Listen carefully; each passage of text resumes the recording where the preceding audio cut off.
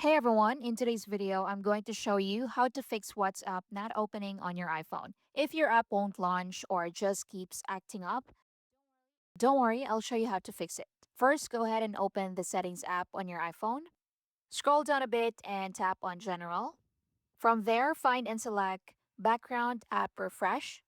Now tap on it again and make sure it is set to Wi Fi and mobile data or Wi Fi and cellular data.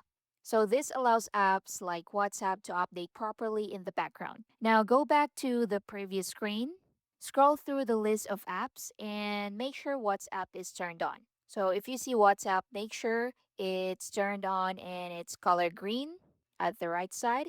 So if it's off, just toggle it on.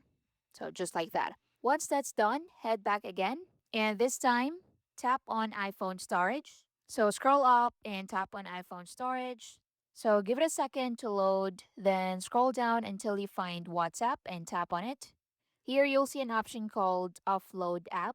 Tap that and tap on Offload App to confirm the action and just wait a few seconds.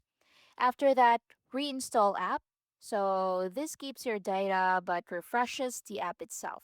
Now go back to your home screen and try opening WhatsApp again and see if it's working.